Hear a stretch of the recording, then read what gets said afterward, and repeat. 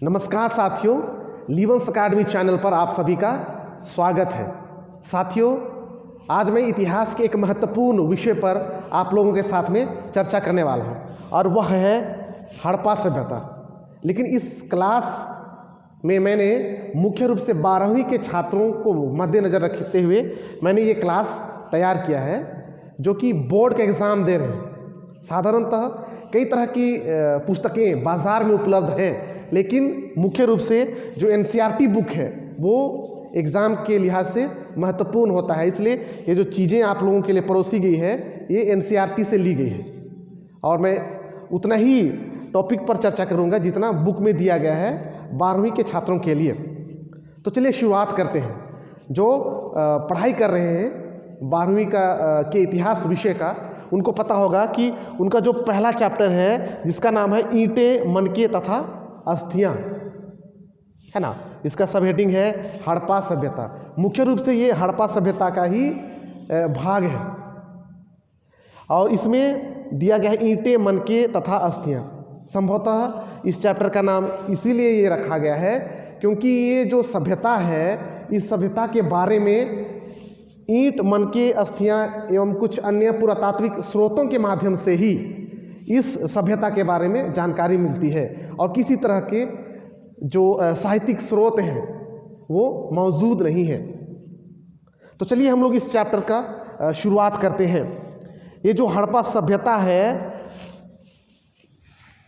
वो 2600 बीसी से लेकर 1900 बीसी तक माना गया है ना। और इस चैप्टर का जो महत्वपूर्ण टॉपिक है वो है कि इस सभ्यता की खोज किसने की। तो वैसे बहुत सारे नाम आप लोगों को मिलेंगे, लेकिन जो महत्वपूर्ण है वो है हड़प्पा एवं मोहनजोदड़ो।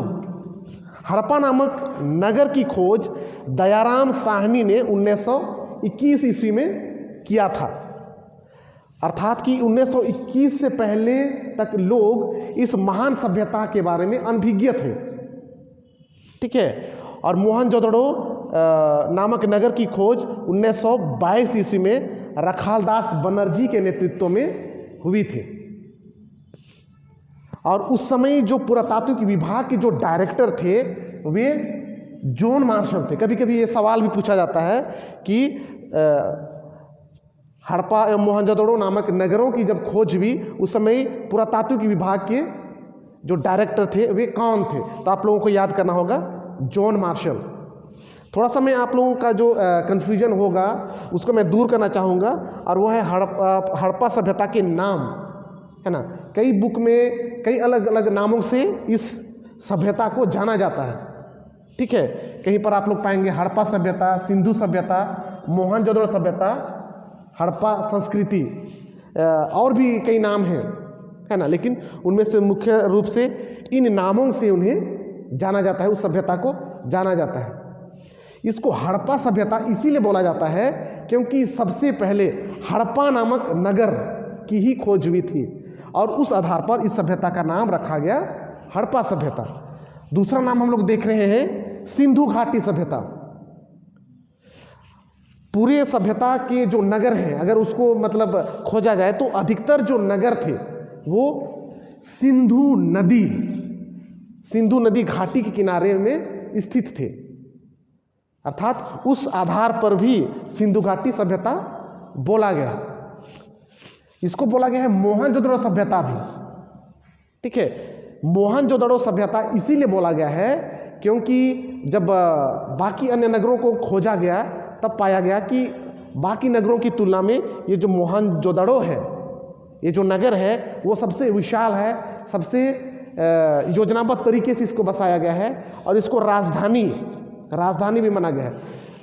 याद करेंगे इसको राजधानी के तौर पर भी जाना गया है, ठीक है। तो उस आधार पर भी इसको मोहनजोदड़ो सभ्यता बोला गया है।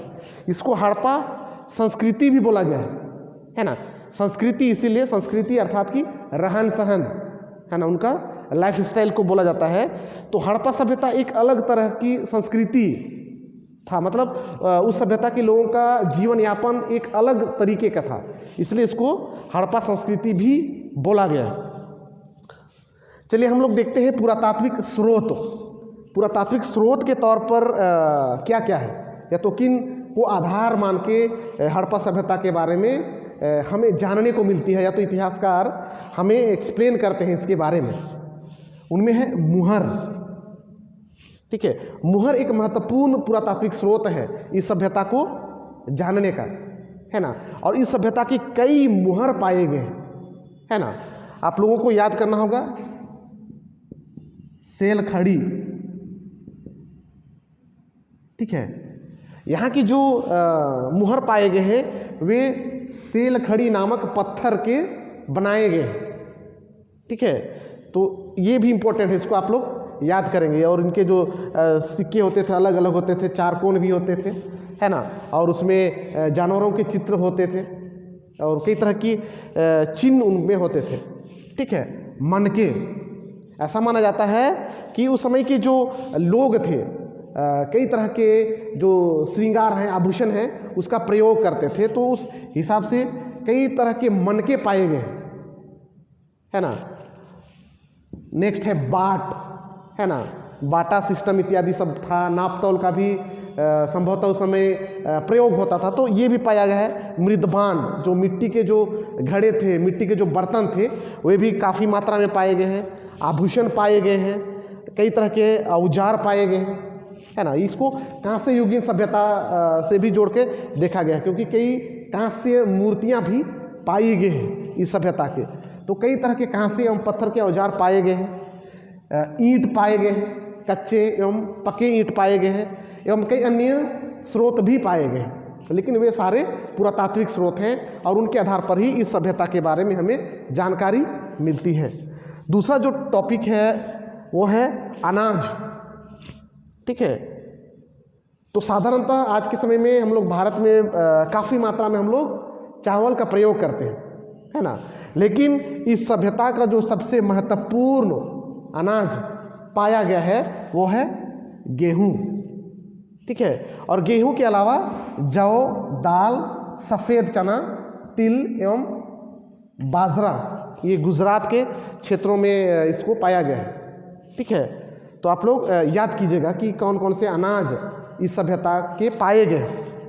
अगर हम कृषि औजार की बात करें तो जो जानने योग्य बातें हैं, जो एग्ज़ाम के लिहाज से आपके लिए इम्पोर्टेंट है, वो है मिट्टी के हल, है ना। मिट्टी के मतलब पकाए हुए मिट्टी के जो हल पाए गए हैं वो बनावली से पाए गए हैं।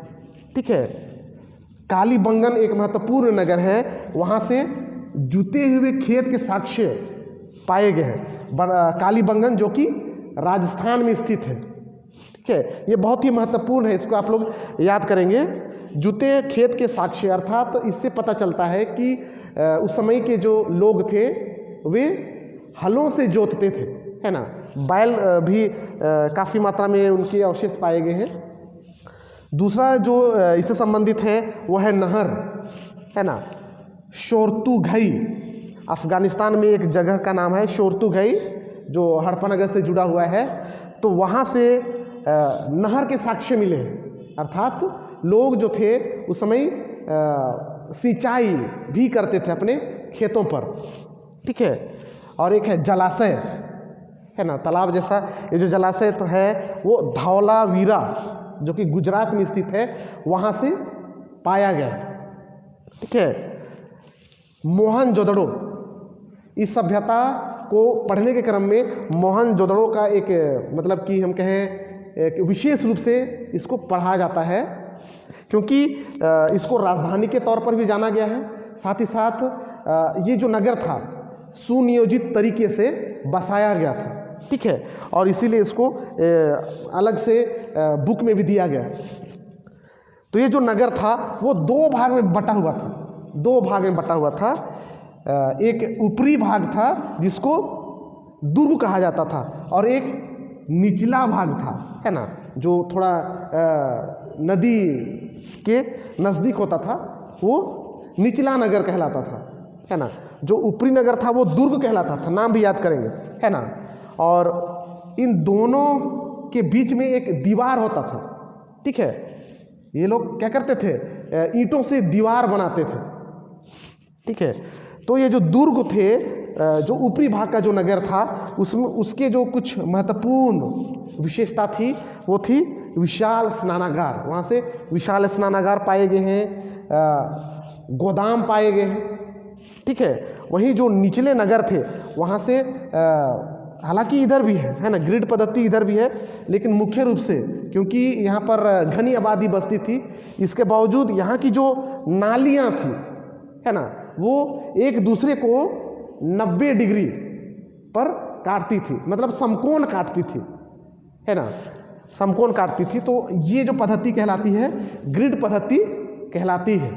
ठीक है, मतलब देखने से उनका अगर मैप रहता तो उसको देखने से पता चलता है कि सबसे पहले संभवतः नाली को बनाया गया हो, है ना। नाली भी एकदम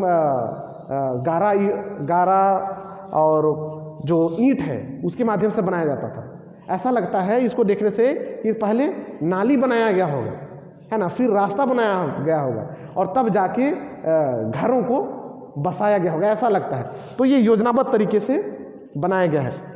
तो इतिहासकारों ने लगभग 700 कुओं को यहाँ से पाया है। ठीक है, मुझको लगता है कि काफ़ी कुछ जानकारी आप लोगों को मिल गया होगा।